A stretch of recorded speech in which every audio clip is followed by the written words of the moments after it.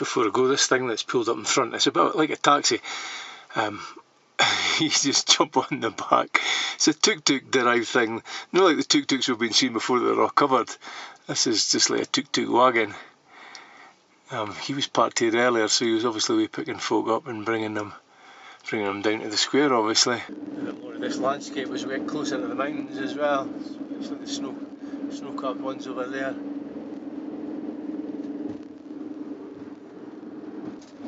More landscape. It's quite nice here. As I say, is this open? There's certainly no shortage of petrol stations in Peru. They're absolutely 10 a penny, especially around the towns.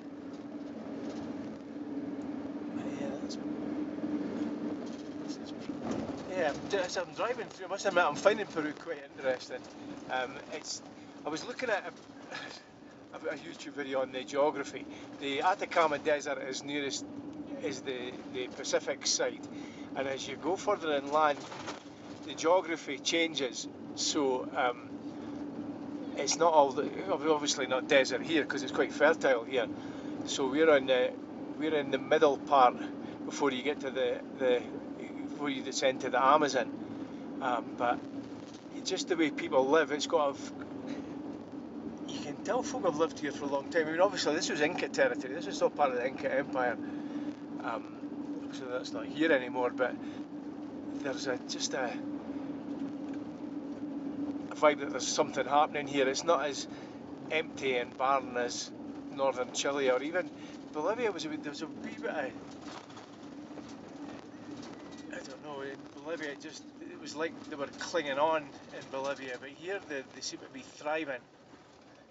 Life doesn't seem so hard or harsh as it seemed in Bolivia. I think that's a better way of saying it. I mean, it's still a hard life. There's still altitude. It won't be that warm here. Life won't be that easy. But yeah, Peru's a richer country as well. So I guess there's a wee bit better infrastructure. But it's a very, very interesting.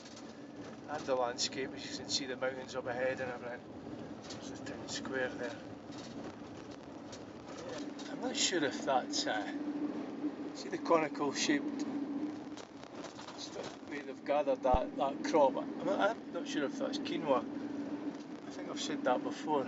But this is a really interesting village. It's quite big, so spread out. No kind of streets as such. Just houses built on plots of land.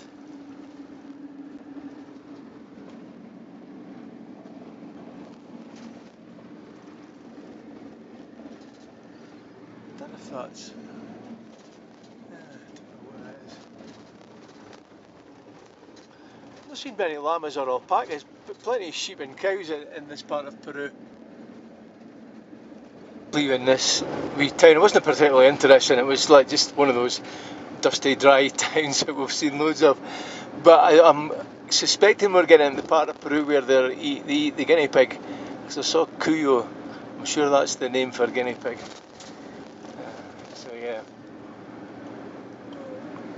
But it's still pretty, isn't it? Look at the valley.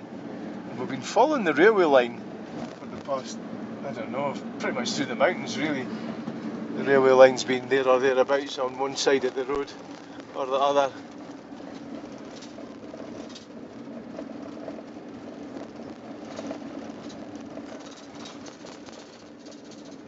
That's a beautiful part of Peru, this.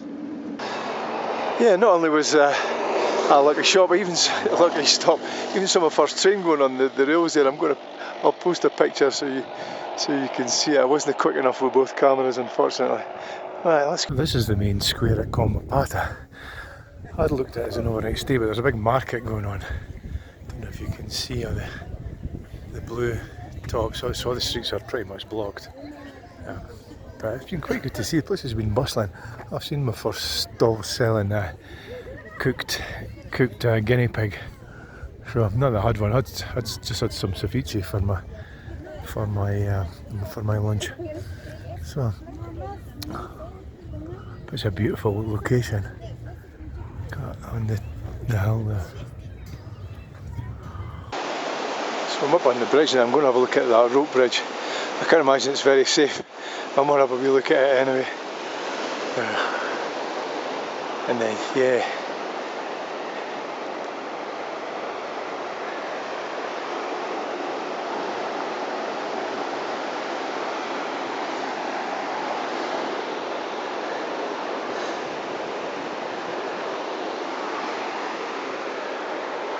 This rope bridge. Close up, it's like something out of Indiana Jones. Looks like it's still used. I suppose you could maybe cross it, but I'm certainly not doing it. It's like something out of an Indiana Jones film, one where they cut the ropes when just as you get to the other end. At least it's not. At least it doesn't drop in a big ravine. But yeah. I've never seen anything like that. A proper rope bridge. Once upon a time, that was the main route over this river for the locals. It's funny, the ropes there and the stairs up are maintained. They're strong and sturdy, but the bridge itself, I wouldn't mind seeing somebody try it. They knows what they're doing, but yeah, it won't be me.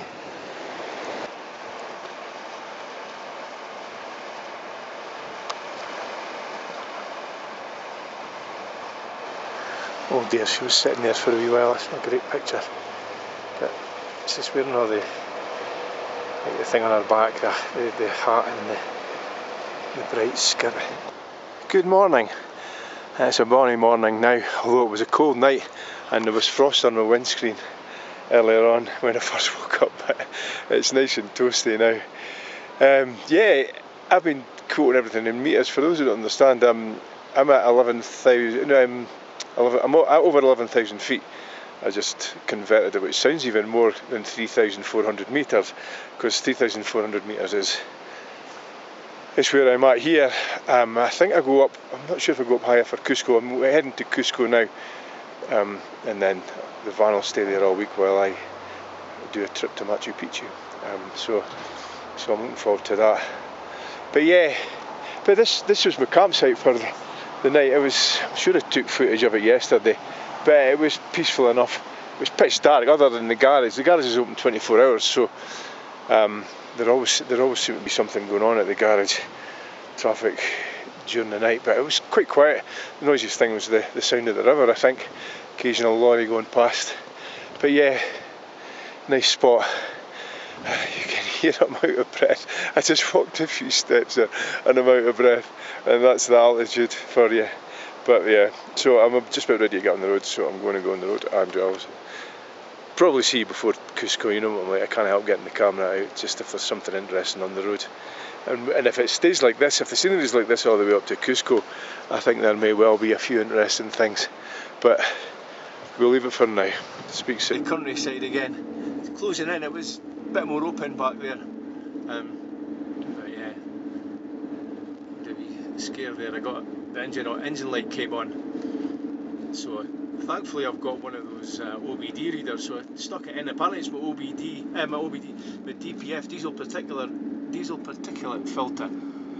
So I managed to clear that. It should, I think it's because of my altitude. Hopefully this run up to Cusco will clear it, and then we'll keep an eye on it. So we get parked up for a week anyway. This is quite busy here. This river's been running along, but then we are going through the valley, so the river's not going to be far away. Alright, I'm going to concentrate and see if we can get past this. There's a line of traffic. There's 2 lorries, 2 buses. The bus is up over taking one of the lorries. This is a... oh god, this flipping thing. They're usually a lot smoother than that. They've overtaken one of the lorries. Oh, here they go. They just pull out. If there's a bit of space ahead, the buses just pull out. It's a bit mad. Thankfully there's not always a lot of oncoming traffic, but you can see why there's so many shrines at the sides of the roads. So I got to my campsite. I was just too busy getting settled because I want to get into town, but that's the entrance of it up there. I don't even know if that's in focus. Big city, isn't it? It's built in a valley obviously, and goes down this hill and up the other side. Must be rooms here. It's this family We're staying in them. God, wouldn't fancy that. Up that steep hill with your luggage. Quite close to the square, you can see the square through there. The plaza.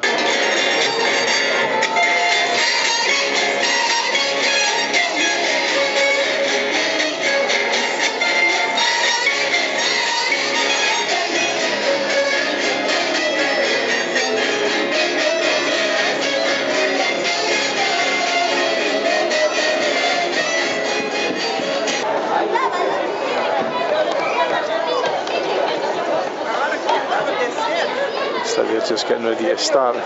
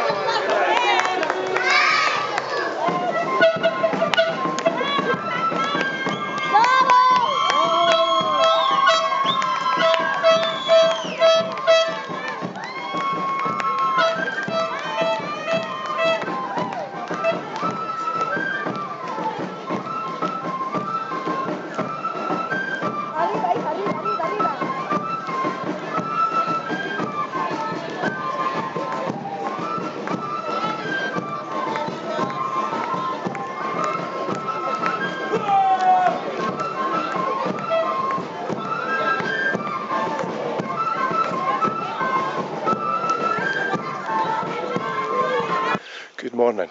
I don't know if I took any pictures of the campsite when I arrived. It's early, I was up sharp today. I've got a taxi coming at 7:25. Got to get to the train station to get up to the town so I can start jumping through my hoops to get to Machu Picchu this week. So the taxi is going to take me up to Pucara, and then I get the train there up to Aguas Calientes. They call it Machu Picchu station. I've got an Airbnb booked there until Friday, I think. Friday or Saturday. It could be Saturday actually. And then I'll be coming back here to Cusco. Because I'm booking last minute tickets, I've got some hoops to jump through, so I'll maybe get my ticket for Machu Picchu Thursday or Friday, because they sell last minute ones, but it's only about 1,000 a day, so if I don't get Thursday I should get Friday, hopefully. But yeah, so that's been pretty much ready to go, so I will speak. So I've just left the station and I have no idea where to go next. This is a bit of a maze here. Plenty of things for me to buy, but how do you get out of here and into the town?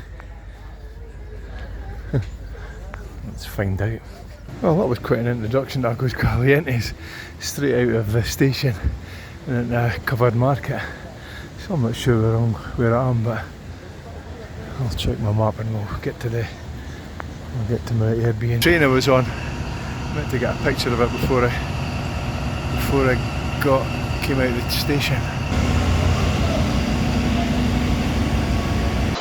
So that's the entrance to my Airbnb, Hostel Kila Sumac. What's to look at map, that's what it is, but this is the street, a wee market, mini market next door, that's handy. And a cafe right next door, but I want to see a bit more of the town than this. Let's go and have a wee look. This is my tiny wee room in Aguas Calientes. Wee bed there, but it's perfect. Nice bed here, toilet and shower, and it's warm. After you've been in the Altiplano in Bolivia, this is really nice. And there's the street outside. We'll go and explore shortly. But yeah, it's warm, and that's fine with me. Noticed when I got off the train we dropped off about 1,000 metres as well, so yeah, So that might explain why it's not so cold. It might get a bit colder tonight, but for the moment I'm quite happy. I wouldn't call that a plaza, but this has got Inca vibes about it, which I would expect. Those are the wee padlocks. They'll put their names on them. Just do it for luck. A narrow street up here. This is breakfast at my Airbnb. That's quite luxurious compared to what I'm used to. A bowl of cereal in the van. Okay. So that's the entrance there. I've just paid for my entrance to the thermal baths. Not much to see here. Actually, I think it's a wee bit of a walk up this pathway. So we'll see how we got on. Be a few minutes. Maybe put some pictures up over this. He's stumbling up the path. Yeah. Okay, speak soon. Oh Jesus! I switched the camera on and missed that step. I'll maybe save that as a blooper.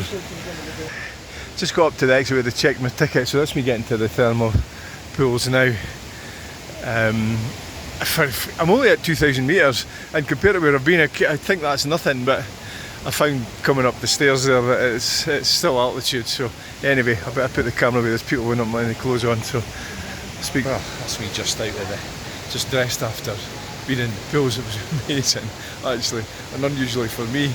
I didn't get bored and want to come out after 5 minutes. I really enjoyed that. I'll show you. These are cold showers. That's a cold pool, but the water starts getting hot here. It's naturally green because there's algae in it. Didn't really go in these pools. I mean, even if they are meant to be green, I didn't fancy them. I went in that one. That had a gravel bottom. There was nowhere to sit, so I didn't like that. That pathway up there is up to the waterfall. I might do that another day. But yeah, so I was mostly in this pool over here. This was a really good pool. I had a place to sit and everything. Yeah, it was nice in there, and you were in the sun. So yeah, very good. I really enjoyed that. Don't usually do videos of my food. These are stuffed potatoes. They might not sound very exciting, but they're absolutely delicious.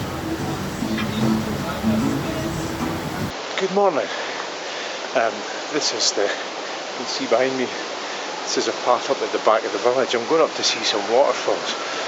This is my extra day. I booked this just in case I didn't get my ticket, because they were saying, oh, the altitude's good for me. Because they were saying obviously it would be an high season, you might need an extra day. As it happened, they didn't, so I've got this extra day. It was too expensive to, it was too expensive to start changing train tickets, and I only got a refund on the Airbnb, so it's not the worst place in the world to spend an extra day. So here's the sign for the waterfalls, Alcamayo. Can't imagine it'll be very busy. There's going to be a stream of people going up.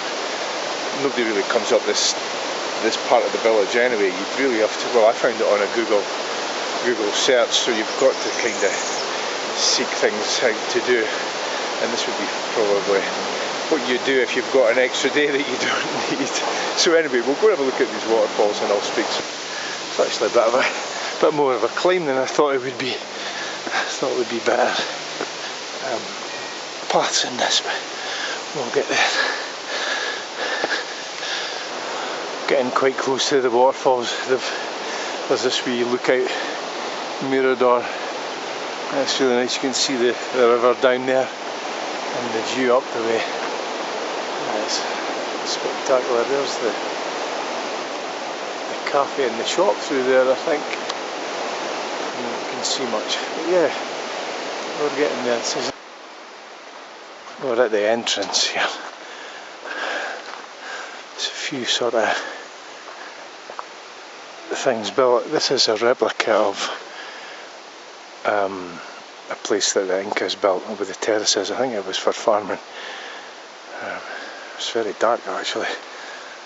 So I'm at the first waterfall. The second one's meant to be a bit more spectacular. But this is quite nice.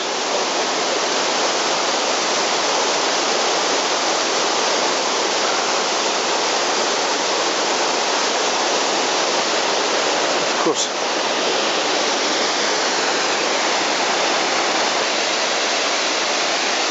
So this is the second waterfall. It's not a lovely location, but I'm going to be that guy and say the ones I saw in Bolivia were much better, much more spectacular than this. Even if the infrastructure is better here, there's a cafe and everything, and the walk up was good, but yeah.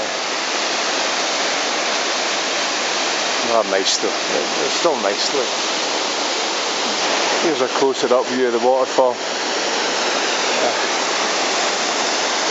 And there goes down. In the jungle, I don't know if I've said, we're right on the edge of the Amazon, where the Andes stop and the Amazon begins. That's why it's so green. Yeah. I don't know if you heard me at the top waterfall. I was a bit underwhelmed by it all after some of the waterfalls I've seen, but I'm back down near the entrance. This is a lovely wee spot. You've got your Inca sort of water fountain here, and then there's the water further down. Oh! Listen to me. There's another waterfall there, and then you've got your view up to the top. Almost walked past this. I'm glad I turned round.